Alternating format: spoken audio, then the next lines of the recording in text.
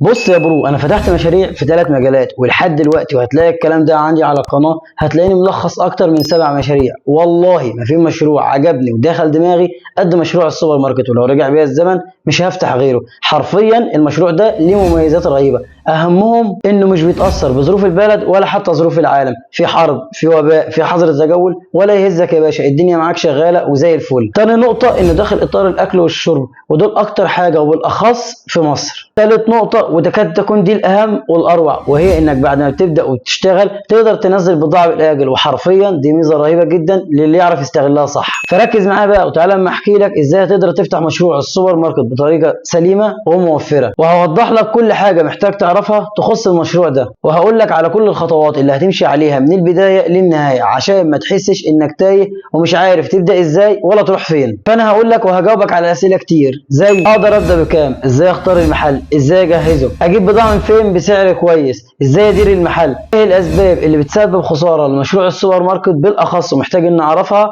عشان اتجنبها، ازاي اسوق للمحل، ازاي اعرف احسب ارباحي، ايه النصايح والتريكات اللي محتاج اعرفها ولا غنى عنها عشان اضمن نجاح مشروعي باذن الله. نبدا مع اول سؤال وهو اقدر ابدا بكام. بص، عشان تقدر تفتح مشروع السوبر ماركت بشكل كويس وسليم وتعرف تحصل منه دخل كويس، فانت محتاج على الاقل 100,000 جنيه. نروح لتاني سؤال وهو ازاي اختار المحل. هقول لك على شويه شروط لازم يتوفروا في المحل اللي هتختاره. اولا، لازم المحل اللي هتختاره يكون مساحته معقوله وكويسه ومناسبه للبضاعه اللي هتعرضها، وتكون محدد هل المكان اللي هتختاره للبيع والعرض والتخزين، ولا التخزين هيكون ليه مكان منفصل. تاني شرط، لازم المحل يكون في وسط زحمه سكانيه حتى لو مع وجود منافس. وهضرب لك مثال عشان تفهمني اكتر. يعني لو هتروح تفتح في شارع في حوالي 30 عماره، كل عماره فيها اكتر من 10 ادوار، كل دور فيه من 3 شقق ل4 شقق، فانت حرفيا لو جيت تحسبها هتلاقي نفسك بتتكلم من 800 اسره ل 1200 اسره. فده كويس جدا زي ما قلت لك حتى لو مع وجود منافس، واكيد احسن من انك تروح تفتح في منطقه مفيش فيها منافس ليك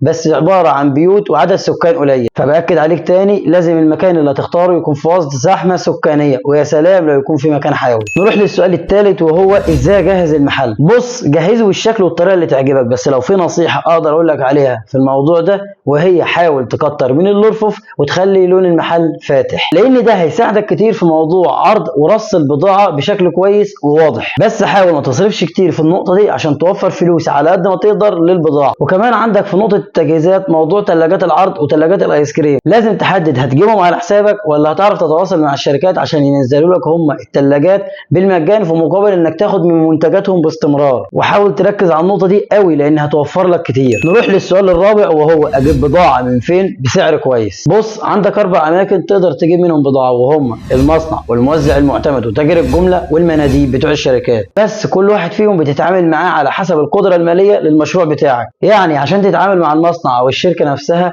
لازم يكون حجم المبيعات بتاعك ضخم زي هايبر ومحلات كبيره، لانه هيلزمك انك تاخد كميات من كل صنف. اما بخصوص الموزع المعتمد بتاع الشركه او المصنع فينطبق عليه نفس الكلام بتاع الشركه والمصنع بالظبط. كل اللي يفرقه ان ممكن يكون المصنع في مكان بعيد عنك زي محافظه ثانيه، فهو كل الموضوع انه بيقرب لك المسافات مش اكتر. فلو انت هتبدا براس مال صغير فدول بره حساباتنا، وحاول تركز اكتر مع تجار الجمله والمناديب بتوع الشركات. في البدايه هتشوف اكبر تجار الجمله في منطقتك سواء للمواد الغذائيه والالبان، وهتحاول تقارن ما بين اسعارهم وتختار الافضل ليك، ويفضل انك تختار صاحب السمعه الكويسه. طب اقدر اوصل لهم ازاي؟ سهل قوي. بص يا باشا، هتدخل تعمل بحث عن تاجر جمله مواد غذائيه في المنطقه الفلانيه، وهتظهر لك نتائج كتير قوي سواء على الفيس او جوجل. ادخل وشوف صفحاتهم ومواقعهم وعناوينهم، وغالبا هتلاقي ليهم كمان ارقام تليفونات. حاول تتواصل معاهم وتشوف دنيتهم ونظامهم ماشي ازاي. طيب تواصلت معاهم ونزلت بضاعتك وفرشت محلك وبدات شغل، اسبوع او 2 بالكتير وهتلاقي المناديب جايين لحد عندك بيقدموا لك عروض. ساعتها بقى انت صاحب القرار، قارن مميزات واسعار كل واحد بغيره من المناديب، وقارنهم كمان مع تاجر الجمله، والاوفر والافضل ليك كمل معاه. نروح للسؤال الخامس وهو ازاي ادير المحل. في البدايه كده لازم تكون محدد هيكون عندك نظام كاشير ومحاسبه ولا كل حاجه هتتسجل بالورقه والقلم، لان لو عندك برنامج محاسبه فهو هيظبط لك كل حاجه في البيع والشراء. اما لو كل حاجه هتكون بالورقه والقلم فحاول بقدر الامكان انك تعمل جرد كل اسبوعين او كل شهر بالكتير عشان تعرف تحسب لنفسك هل انت ماشي صح وبتكسب ولا في حاجه غلط ومحتاجه تتظبط. تاني نقطه لازم تاخد بالك منها وهي ان مشروع السوبر ماركت بيختلف عن غيره في المواعيد بتاعه العمل.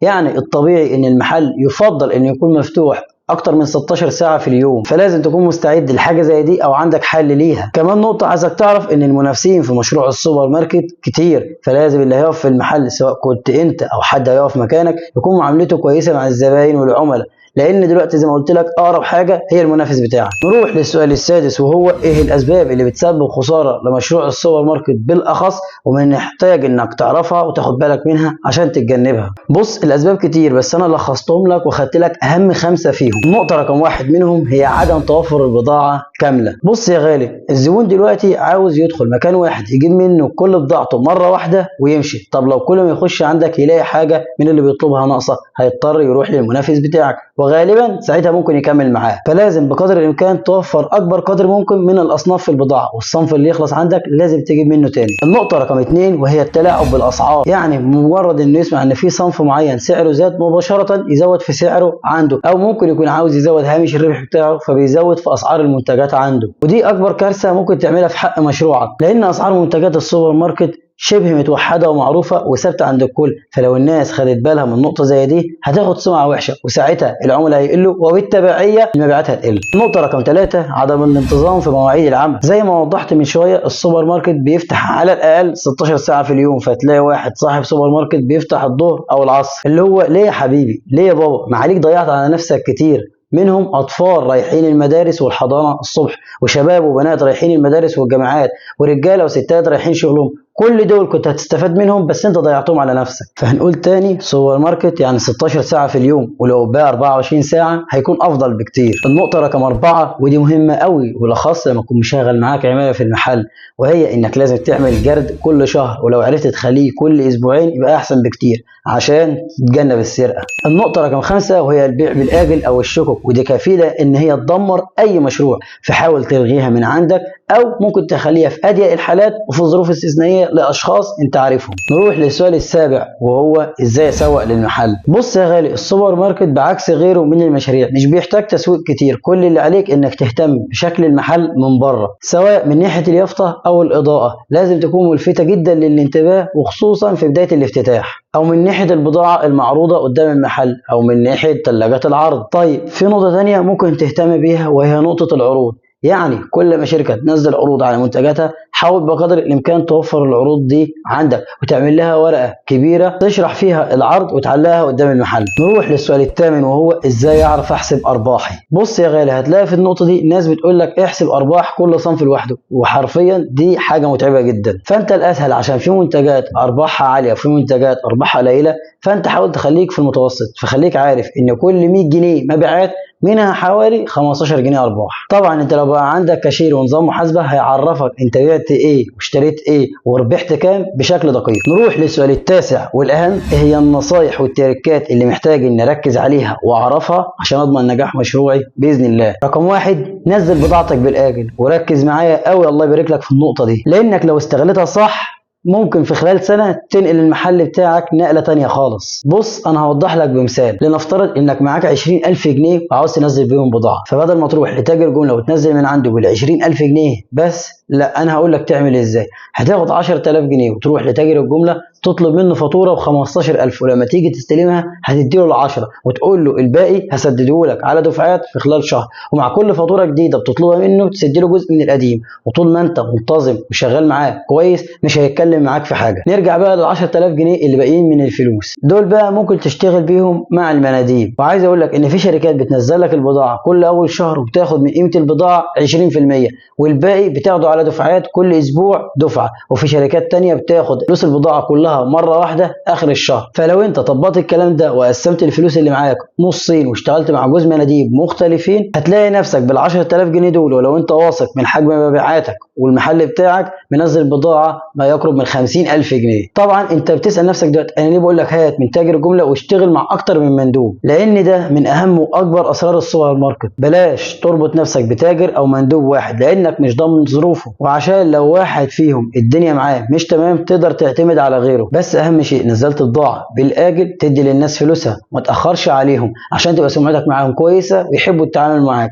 وعشان لو لا قدر الله جيت في فتره المبيعات بتاعك قلت او حصلت معاك ظروف واتاخرت عن السداد في دفعه معينه، يستحملوه. تاني نقطه، لازم تاخد بالك من موضوع الصلاحيه، سواء اثناء ما بتشتري البضاعه او انت بترصها في المحل. حاول البضاعه اللي هتشتريها جديده تخليها ورا، والقديم تحطه قدام عشان تخلص منه الاول. رقم 3، حاول تهتم بموضوع جوده الجبن والالبان عندك في المحل، لان كل المنتجات اللي عندك هتكون شغل شركات وهي جايه متغلفه جاهزه، فمالكش دخل فيها. الا الالبان دي بتبقى على حسب اختيارك للمكان اللي هتجيب منه البضاعه، وزي ما بيقولوا كده السوبر ماركت الكويس بيتعرف من الالبان والجبن بتاعته. رقم 4، زي ما قلت لك من شويه، السوبر ماركت منتجاته شبه موحده ومعروفه وثابته عند الكل، فالمكسب الحقيقي مش انك تبيعها بسعر اعلى، لا، الصح انك تجيبها باقل سعر تقدر عليه، لان ده هو اللي هيزود لك هامش الربح بتاعك. طبعا لو وصلت معانا للحظه دي فانا عايز احييك واسالك سؤال، بذمتك ايه رايك في الحلقه وفي المجهود المبذول فيها؟ ما يستحقش لايك واشتراك في القناه؟ سيبك انت ورايك. سلام.